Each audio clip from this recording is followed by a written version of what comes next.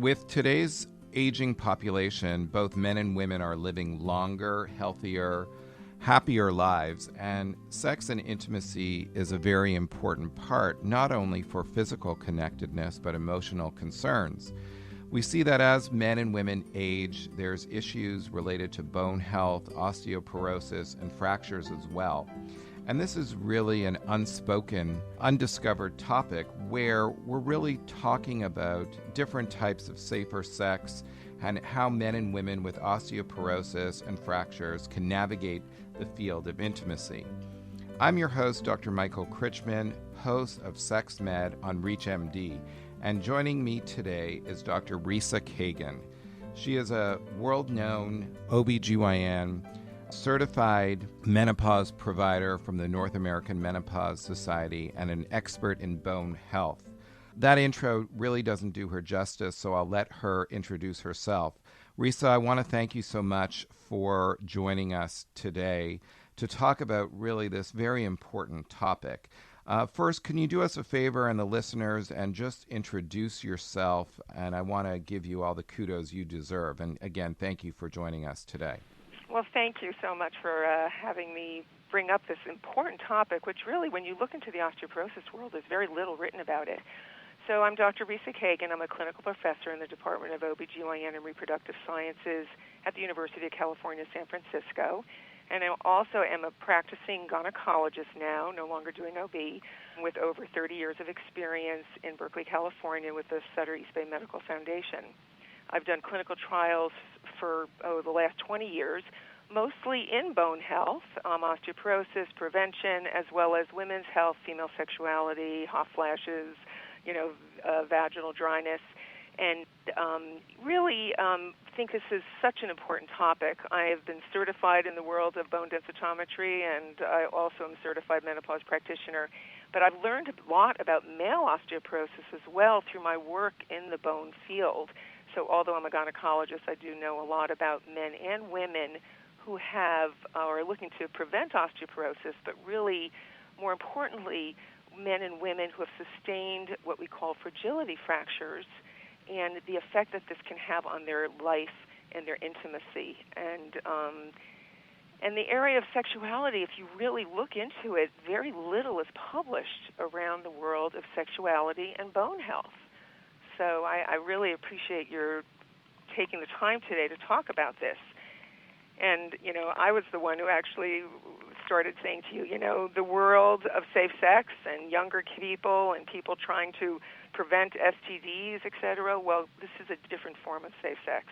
And it affects women and men in all ages. But the truth is that women and men who have sustained a fragility fracture can actually interfere with their body image, their quality of life, their sense of self, of course, intimacy, and they're afraid to re-engage in sexual activity. Risa, why don't you just tell the listeners a little bit about those types of fractures, the fragility fractures, what exactly they are, and how are people being screened now? I know that's being changed, and I know our focus today is on intimacy, but I think it's really important for a lot of the people to recognize that many people are not being screened, and there's a lot of assumptions, and people may have issues with bone as well. Well, first, let's define a fragility fracture. A fragility fracture is when a man or woman over the age of 50 actually fall from standing height. So if you trip on a curb, or even when you fall on some ice, guess what? If you're standing and you fall and you break a major bone, hip, even your wrist, not skull, not fingers and toes, okay? But any of those bones, we define it as a fragility fracture. It means something about your bone quality. So, and people fall all the time and they have breaks and they actually don't even consider themselves at risk. That would be a signal that male or female should go and have a test called a bone densitometry or DEXA test to see basically what their bone mass is. Now, bone strength is made up of bone quality and bone density. So the whole picture is not just that test. You could have a pretty good bone density, but really have a fragility fracture, which then makes you have the diagnosis of osteoporosis, and we really need to pay attention of what's going on in your bones. So that's the long and the short of it. The NOF, the National Osteoporosis Foundation, has guidelines for men and women as to when they should have their first bone density test if they have not had other risk factors to lead them to have one younger. And for women, it's 65 and older, and for men, around age 70. So there are plenty of people that are not being screened. But beyond that, anyone who's had a fragility fracture, again, should have a test done and should be evaluated and treated.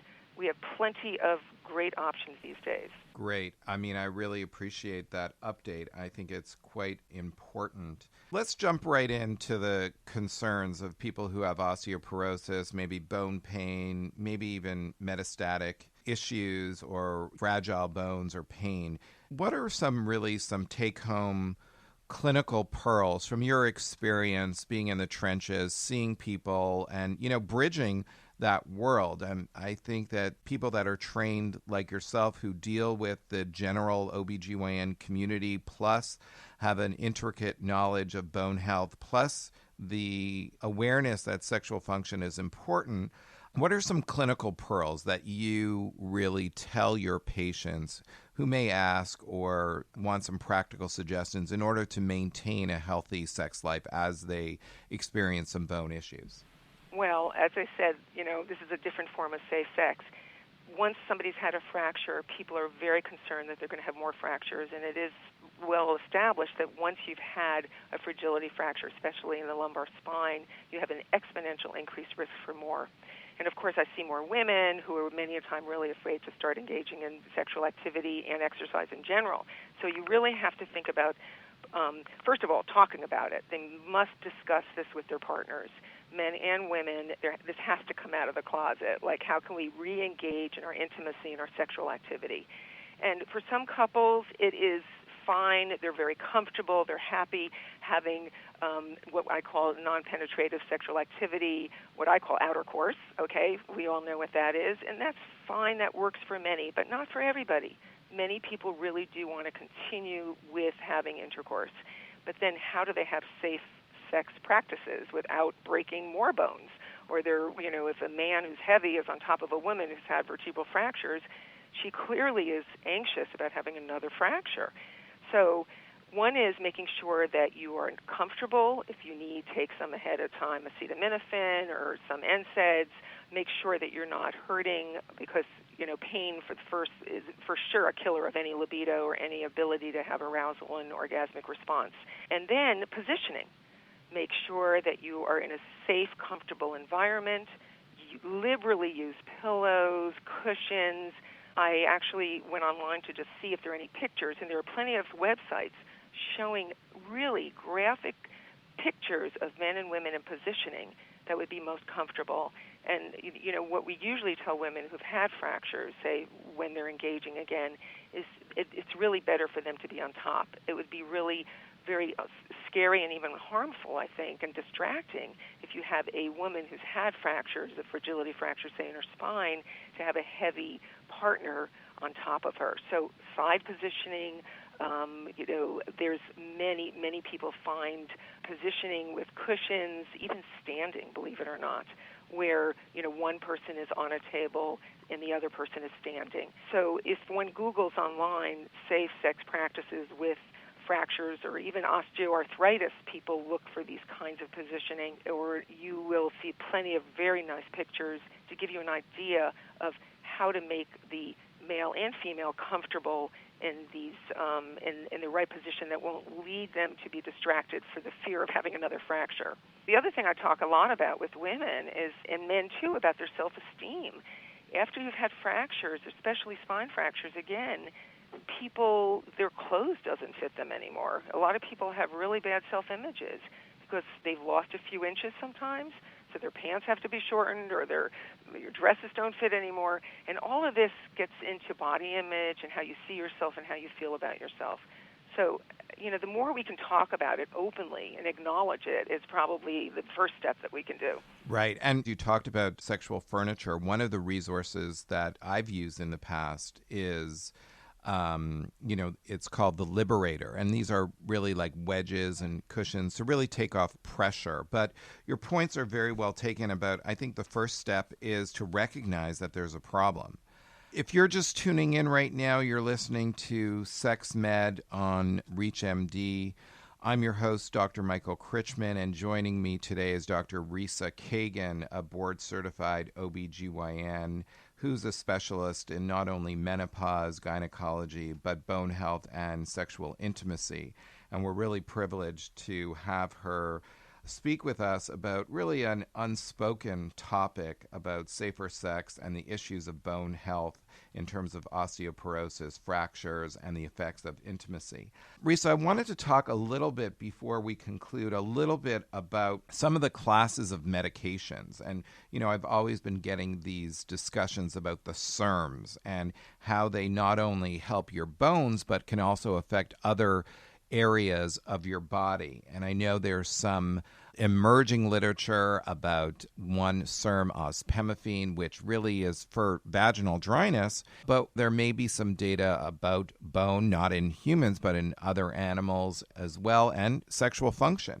Also, there's other ones that are coming down the pike, and I know you're intricately involved in clinical trials. So tell the listeners a little bit about this class of drug and how they're important, how they fit into your war chest to not only help maybe dryness or bones or intimacy. Well, first of all, the bisphosphonates are the main class of osteoporosis drugs, and they really treat bone and only bone, okay? So they're not going to help the vagina, and they're not going to help any other area of your body.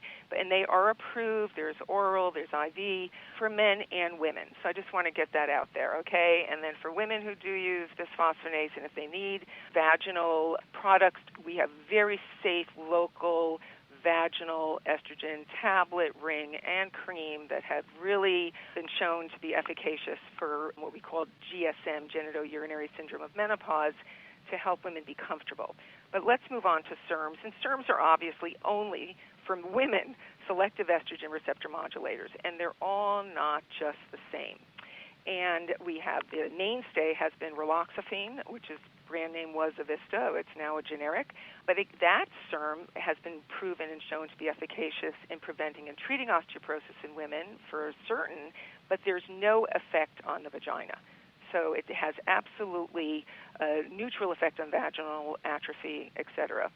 But we do now have people who've heard about ospemifene, which is the brand name of Osphena, and has been approved for women who have dyspareunia, a symptom of menopause, but not the approval for bone. But yet many of us do know there is a whole body of literature, both preclinical and some clinical, on the effect of bone, and it looks very agonistic on bone and prevents bone loss. They just don't have the studies out yet for showing the prevention of osteoporosis or treating osteoporosis, and I'm not sure they'll be done. But we do have some phase 2 data on bone markers, and it looks very good as far as preventing bone loss. And there's some other SERMs, not in the United States, in other countries, like there's one called basidoxifene. We now have a SERM in combination with an estrogen called Duav, conjugated estrogens with basidoxifene. But again, not for the treatment of patients who have had fractures. Those are for basidoxifenes in Europe, but has, again, no effect on the vagina. The newest, probably most exciting, that is in the forefront of many of our meetings and has been studied extensively is a SERM called lasofoxifene. And it has been studied in over 15,000 women all over the world, and a whole development program of phase 2 and 3 trials have been done and published and presented. It was in the hands of Pfizer for years and basically was not approved initially by the FDA in the United States. But these trials have been completed, and now a new company called Sermonix has bought the rights to this agent and have an NDA to try again to get this, because the data is impeccable, for the prevention and treatment of osteoporosis as well as for the treatment of vaginal atrophy. And it's very agonistic in the vagina, and it has been shown in a very huge trial, a 5-year trial, a fracture trial, to prevent fractures as well as to prevent bone loss. It reduced fractures in that 5-year trial of vertebral fractures by 42% and non-vertebral fractures by 26%, which many other SERMs have not demonstrated at all in their clinical trials.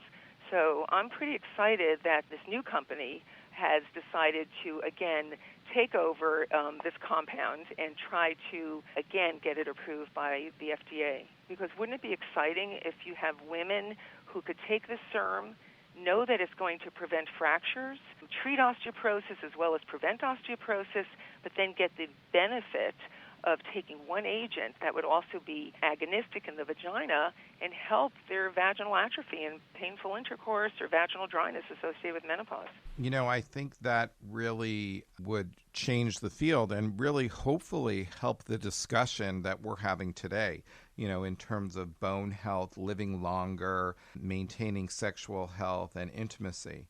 Risa, I really want to thank you today for joining us. Unfortunately, we've run out of time, but, you know, this is such an important topic about breaking the silence about osteoporosis, fractures, intimacy, and the crossover between different SERMs and treatment agents. I think you've really brought a new perspective to this whole topic. Thanks, Risa.